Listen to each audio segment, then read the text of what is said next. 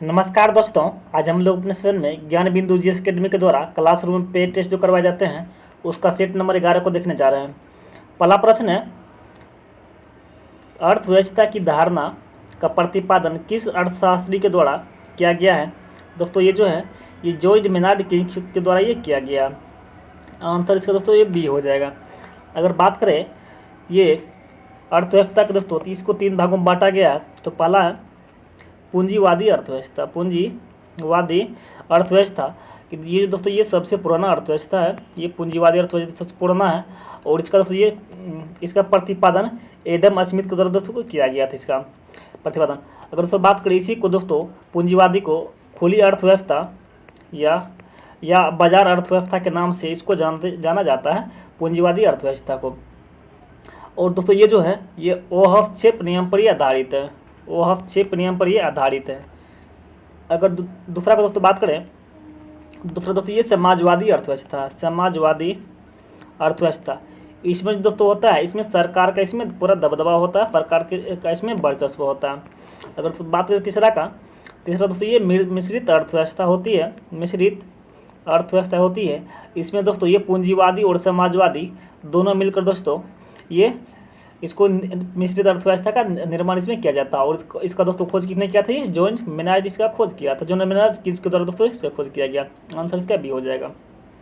आगे बतला प्रश्न है, निम्नलिखित में से किस अर्थव्यवस्था में वस्तु और सेवाओं की कीमत बाजार द्वारा निर्धारित होती है परंतु सरकार आवश्यक वस्तु की कीमत को नियंत्रित कर सकता है।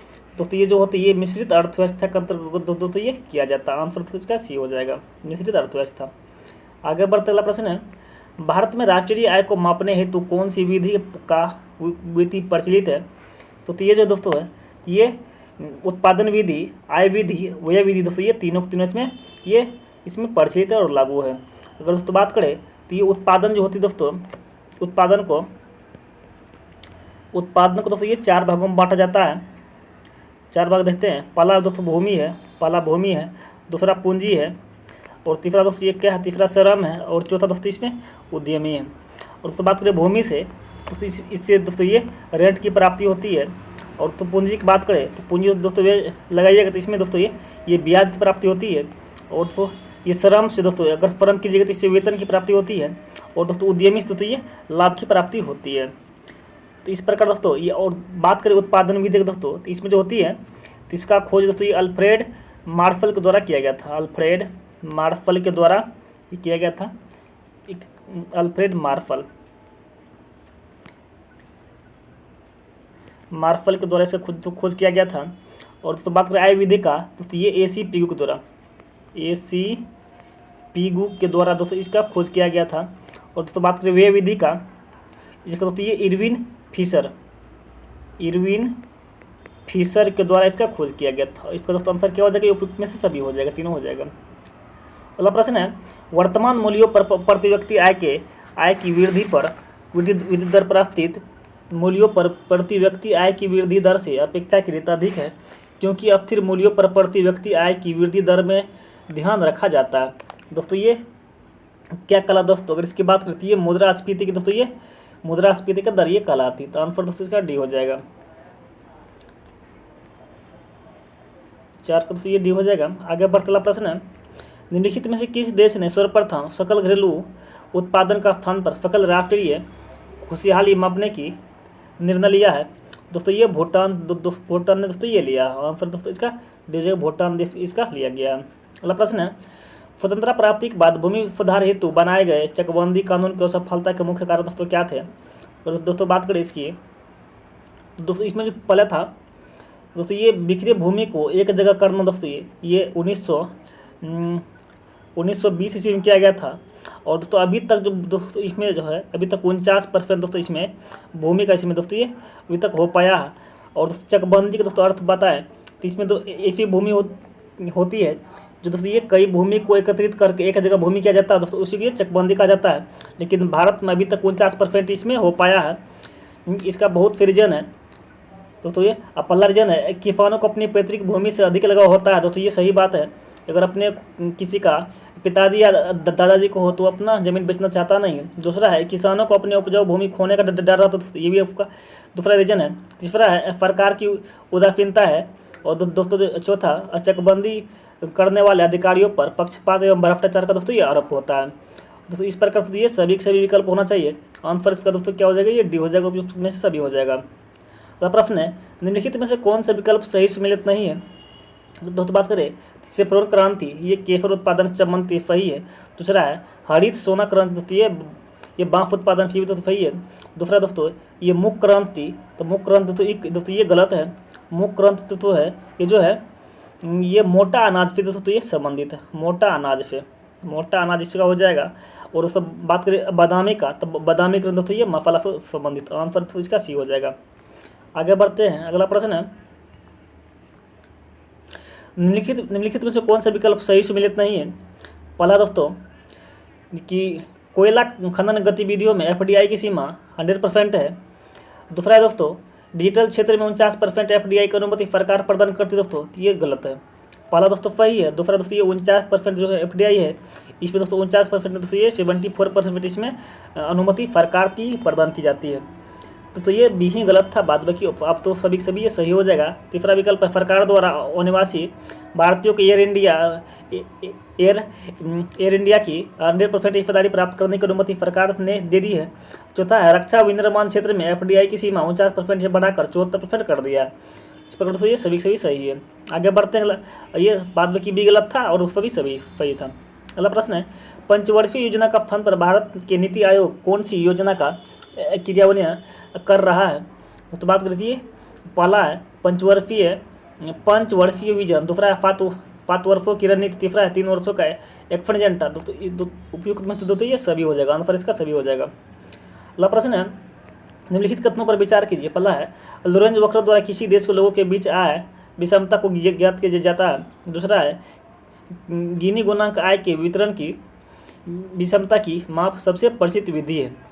अगर दोस्तों बात करें तो ये पहला है लोरेंज वक्र द्वारा किसी देश के लोगों के बीच के आय की विषमता ज्ञात करते हैं, तो ये सही है। अगर दूसरा बात करें दोस्तों गुणांक आय के वितरण की विषमता की माप सबसे प्रचलित विधि है दोस्तों।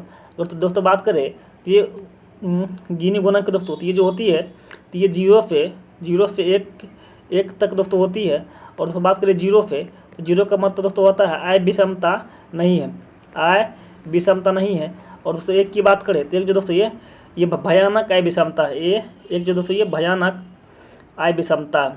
अब दोस्तों इसका एक और दोस्तों इसमें बोल रहा है इसमें से कौन सा सही है, दोस्तों ये इसमें से एक और दोनों सही, तो आंसर इसका दोस्तों सी हो जाएगा। अगला प्रश्न है भारत में फर्मों के विलय तथा अधिग्रहण को किसके द्वारा विनिर्मित किया जाता है। दोस्तों बात करती है भारतीय प्रतिस्पर्धा आयोग के द्वारा दोस्तों ये किया जाता है, आंसर इसका दोस्तों ये बी हो जाएगा। और दोस्तों बात करती है 14 अक्टूबर 2003 को इसकी स्थापना की गई थी, 2003 को इसकी स्थापना की गई थी, आंसर इसका बी हो जाएगा। अगला प्रश्न है निम्नलिखित में से कौन सा एक मुद्रा संकुचन को सही रूप से परिभाषित करता है। अगर दोस्तों बात करें तो इसमें जो होता है दोस्तों, पहले देखिए मुद्रा संकुचन दोस्तों होता क्या है। तो दोस्तों होता है इसमें जो होता है तो ये मुद्रास्फीति का दोस्तों उल्टा होता है। और इसमें होता क्या है कि जैसे मुद्रास्फीति में क्या होता है मतलब महंगाई बढ़ जाना, ये और मुद्रा संकुचन में दोस्तों क्या होता है इसमें महंगाई दोस्तों ये कम जाना। तो इसका दोस्तों ये मुद्रास्फीति को उल्टा हो जाता है, तब इसको पढ़िएगा। तो इसमें क्या पहला विकल्प है अर्थव्यवस्था में वस्तु एवं सेवाओं की आपूर्ति के अपेक्षा मुद्रा की आपूर्ति अधिक होना, दोस्तों ये गलत है। दूसरा विकल्प है अर्थव्यवस्था में वस्तु एवं सेवाओं की आपूर्ति की उसके मांग की अपेक्षा दोस्तों कम होना, दोस्तों यही सही है। बाद में की भी सही है, अब बाद में सबके सभी दोस्तों ये गलत हो जाएगा। अगला प्रश्न है भारतीय रिजर्व बैंक का लेखा वर्ष क्या है। दोस्तों बात करें भारतीय रिजर्व बैंक का दोस्तों ये 1 जुलाई से लेकर ये 30 जून तक दोस्तों ये होती है। और 1 अप्रैल से लेकर दोस्तों ये 31 मार्च तक ये दोस्तों ये भारत सरकार का होता है। आगे बढ़ते अगला प्रश्न है जब शेयर के बंद भाव एवं उसके खुलने के भाव में बहुत अधिक अंतर देखा जाए दोस्तों उसे क्या कहते हैं। और दोस्तों इसकी बात करें इसको दोस्तों बोलते हैं बबल बोलते हैं, इसको दोस्तों ये बबल बोला जाता है। और दोस्तों जब इसका अपोजिट कीजिएगा दोस्तों तो ये दोस्तों इसका ये क्रैश को दोस्तों इसको तब बोलते हैं। इसका दोस्तों उल्टा क्या हो जाएगा, बबल का उल्टा जो ये क्रेफ हो जाएगा। आंसर दोस्तों इसका जब अचानक दोस्तों इसमें भारी गिरावट होती है दोस्तों ये क्या होता है, ये मार्केट शेयर बाजार तो ये तो दोस्तों ये क्रेफ हो जाता है। अचानक गिरावट की वजह से शेयर बाजार से ये क्रेश कर जाता है। आंसर फिर दोस्तों ये बी हो जाएगा, बबल। अगला प्रश्न है, साख निर्धारण करने वाली भारत की सबसे पुरानी एवं विश्वसनीय संस्था है, निम्नलिखित में से कौन सा है। अगर दोस्तों बात करें ये जो है ये दोस्तों ये अटेंडेंट एवं पूर्व दोस्तों इसका है। आंसर क्या हो जाएगा, ये ए हो जाएगा। अगला प्रश्न है, कर की वह प्रणाली जिसमें आय में वृद्धि के साथ साथ कर की दर में भी थोड़ा वृद्धि होती जाती है, फिर दोस्तों क्या बोलते हैं, तो फिर दोस्तों ये प्रतिगामी, फिर दोस्तों ये कर बोला जाता है। आंसर दोस्तों इसका सी हो जाएगा। और इसको दोस्तों देखिएगा तो इसमें दोस्तों ये कर की दर की दोस्तों ये इस प्रकार ये भी बढ़ रहा है, और तो आय की दर दोस्तों देखिएगा दोस्तों ये भी बढ़ रहा है, इस प्रकार से इसको इंडिकेट कर सकते हैं। अगला प्रश्न है, प्रत्यक्ष कर में निम्नलिखित में से कौन सा दोष नहीं पाया जाता दोस्तों, ये प्रत्यक्ष कर में कौन सा दोष इसमें नहीं पाया जाता है, तो इसमें तो होता क्या, इस कर का स्वरूप प्रगतिशील ना होकर दोस्तों ये प्रतिगामी होता है। तो इसका दोस्तों आंसर क्या हो जाएगा, ये सी हो जाएगा। अगला प्रश्न है, M1 प्लस का डाकघर को बचत खातों में ये जमा होती है। अगर दोस्तों पहले बात करें M1 का, तो ये M1 जो दोस्तों होती है, तो पहले देखिए M1 का बराबर M1 बराबर दोस्तों क्या होती है, तो ये जनता की करेंसी प्लस मांग जमा प्लस दोस्तों ये RBI के पास अन्य जमा, RBI के पास तो ये अन्य जमा इसमें होती है। अगर दोस्तों बात करें M2 का, दोस्तों M2 में क्या होती है दोस्तों, तो इसमें होती है M1 प्लस डाकघर के बचत खातों का दोस्तों इसमें जमा होता है। अगर दोस्तों बात करें M3 का, तो इसमें दोस्तों क्या होती है M1 प्लस बैंक के सावधि जमा इसमें होता है। अगर दोस्तों बात करें M4 का, तो इसमें तो क्या होती है M3 प्लस डाकघर का कुल जमा इसमें दोस्तों होती है। अब इस प्रकार दोस्तों देखिएगा, तो इसका दोस्तों क्या हो जाएगा, M1 प्लस डाकघरों का बचत का दोस्तों खाता में जमा दोस्तों ये M2 हो जाएगा। तो आंसर दोस्तों क्या हो जाएगा, ये हो जाएगा। आगे बढ़ते अगला प्रश्न है, व्यापार शेष की तुलना में भुगतान शेष तो क्या होती है। अगर दोस्तों बात करती है इसमें, तो इसमें दोस्तों ये अधिक व्यापक ये हो जाती है। आंसर इसका दोस्तों क्या हो जाएगा, ये हो जाएगा। अगला प्रश्न है, निम्नलिखित में से कौन सा मुद्रा के गौण कार्य नहीं है। अगर दोस्तों बात करें इसमें जो होती है दोस्तों मुद्रा की, पहले देखिए दोस्तों मुद्रा ये होती कितने प्रकार की है, देख रहे मुद्रा की, तो ये मुद्रा दोस्तों इसको दो भागों में बांटा जाता है, पहला प्राथमिक और दूसरा दोस्तों क्या है, द्वितीयक। और दोस्तों देखिएगा प्राथमिक इसमें क्या क्या आता है, इसमें दोस्तों होती है ये विनिमय के माध्यम इसमें होते हैं, विनिमय के माध्यम इसमें होती है। दूसरा इसमें क्या होती है, मूल्य का मापन इसमें होता है। बाद में दोस्तों जो बाकी रह गए दोस्तों इसमें द्वितीयक में से बांटते हैं। अब इसमें बोल रहा है दोस्तों क्या इसमें कैसे कार्य नहीं है। पहला है स्थगित भुगतान का मान होना चाहिए, सही है। दूसरा है मूल्य के संचय में सहायक होना चाहिए, ये भी सही है। तीसरा है मूल्य के हस्तांतरण में सहायक, तो ये भी तो सही है। चौथा तो ये मूल्य के मापदंड में सहायक होना, ये दोस्तों गलत है।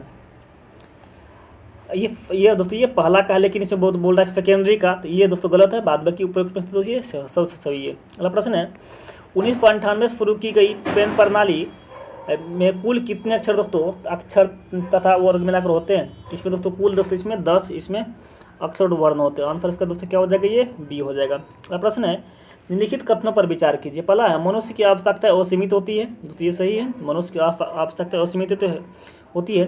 दूसरा है कि आवश्यकता को संतुष्ट करने वाली उत्पादन दोस्तों ये सीमित होती है, दोस्तों ये भी सही। तो इस प्रकार दोस्तों एक और दोनों ये सही हो जाएगा। अगला प्रश्न है, जब किसी वस्तु के उपभोग में निरंतर वृद्धि होती है तो कुल उपयोगिता की स्थिति क्या होगी। दोस्तों बात करें दोस्तों ये क्या होती है, घटती चल जाती है। आंसर बी हो जाएगा। अगला प्रश्न है, निम्नलिखित में से कौन सा मांग के नियम का अपवाद है। दोस्तों बात करें तो जो दोस्तों होती है मांग के नियम का अपवाद दोस्तों ये पहला विकल्प है प्रतिष्ठा सूचक वस्तु, दूसरा है उपभोक्ताओं की अज्ञान, तीसरा है गिफन वस्तु, और चौथा दोस्तों में से सभी। दोस्तों ये सभी से भी दोस्तों इसका अपवाद हो जाएगा। अगला प्रश्न है, विलासिता वस्तुओं की मांग दोस्तों ये क्या होती है। और दोस्तों बात करें विलासिता के दोस्तों ये अत्यधिक लोचदार ये दोस्तों होती है। आंसर से क्या हो जाएगा दोस्तों, ये अत्यधिक लोचदार हो जाएगा।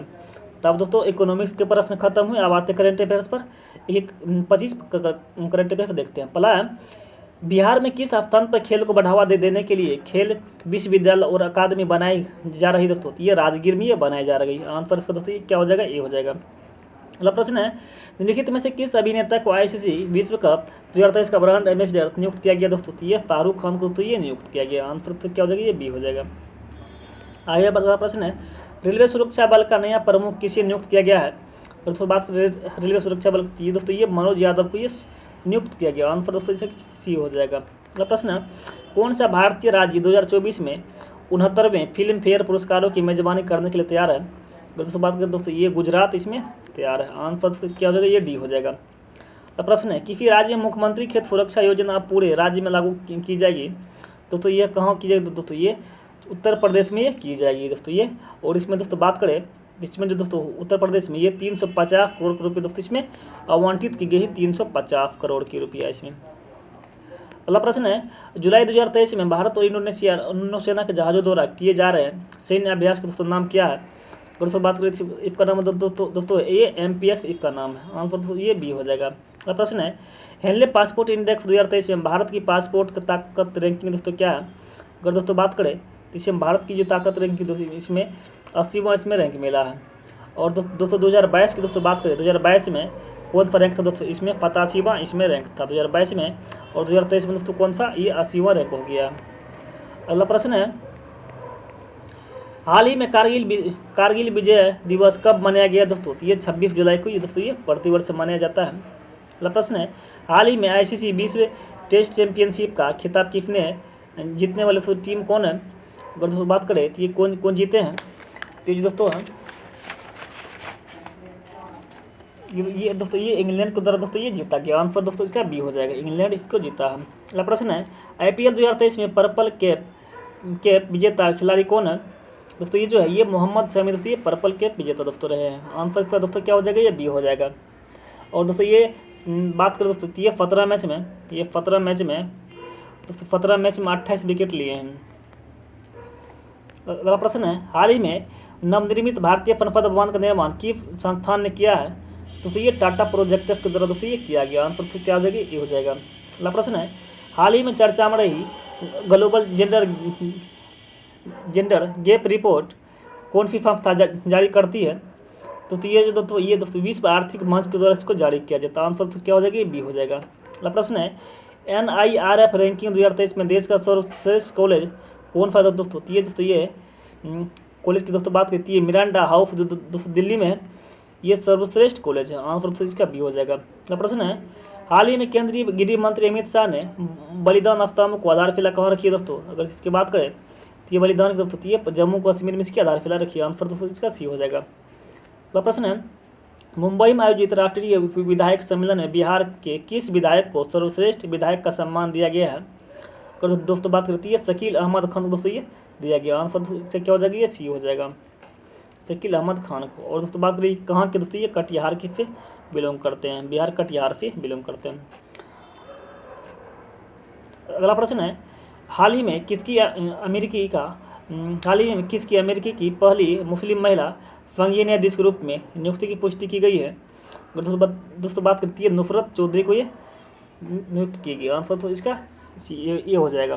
अगला प्रश्न है, राष्ट्रीय फ्लोरेंस नाइटिंगेल 2023 पुरस्कार में बिहार के किस ANM को यह पुरस्कार दिया गया है? अगर दोस्तों बात करती है गायत्री कुमार को दोस्तों ये पुरस्कार दिया गया। आंसर तो क्या हो जाएगा? ये हो जाएगा। अगला प्रश्न है, हाल ही में किस राज्य को राष्ट्रीय जल पुरस्कार के तहत सर्वश्रेष्ठ राज्य का पुरस्कार प्रदान किया गया है? तो दोस्तों बात करती है दोस्तों ये मध्य प्रदेश को ये दिया गया। आंसर तो क्या हो जाएगा इसका? आंसर तो ये इसका आंसर हो जाएगा। अगला प्रश्न है, बिहार में विराट रामायण मंदिर का निर्माण किस जिले में की जा रही है? अगर दोस्तों बात करें विराट रामायण मंदिर का दोस्तों तो ये जो है ये पूर्वी चंपारण दोस्तों ये किया जा रहा है। और दोस्तों बात करिए कौन सा ये केफरिया चकिया गाँव में इसका निर्माण किया जा रहा है। अगला प्रश्न है, फ्रेंच ओपन 2023 में पुरुष एकल खिताब किसने हासिल किया है? अगर दोस्तों बात करती है नोवाक जोकोविच ने इसको हासिल कर लिया। आंसर इसका बी हो जाएगा। अगला प्रश्न है, हाल ही में किसे 45वें यूरोपीय निबंधन पुरस्कार 2023 से सम्मानित किया गया है? दोस्तों ये जो है ये अधुरंतु राय को ये सम्मानित किया गया है। अगला प्रश्न है, हाल ही में चर्चा में रहा अखोवखा बांध निम्नलिखित में से किस देश में अवस्थित है? तो ये जो है ये यूक्रेन में दोस्तों ये अवस्थित, आंसर इसका बी हो जाएगा। अगला प्रश्न, हाल ही में आरंभ अमृत धरोहर तथा मिष्टी योजनाओं का संबंध किससे है? अगर दोस्तों बात करिए आर्द्र भूमि तथा मैंग्रोव मोनचिफ का संबंधित है, मिष्टी और अमृत धरोहर का। अगला प्रश्न है, बिहार के किस जिले में खोदाई के दौरान 2000 वर्ष पुरानी कुषाणकालीन मूर्ति मिली है? दोस्तों ये जो है ये लखीसराय में दोस्तों ये मिली है, आंसर दोस्तों क्या हो जाएगा इसका, ये हो जाएगा। अगला प्रश्न है, हाल ही में किस राज्य सरकार ने निजात अभियान को IACP 2022 पुरस्कार मिला है? दोस्तों बात करती है छत्तीसगढ़ सरकार को दोस्तों ये दिया गया है।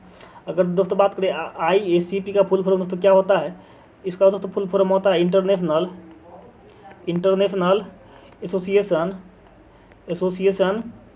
चीफ ऑफ पुलिस, दोस्तों इसका फुल फॉर्म इसका होता है international association chief of police, इसका फुल फॉर्म होता है IACP का। तो तुम लोग फिर नेक्स्ट सेशन में मिलते हैं। Thank you very much, have a nice day.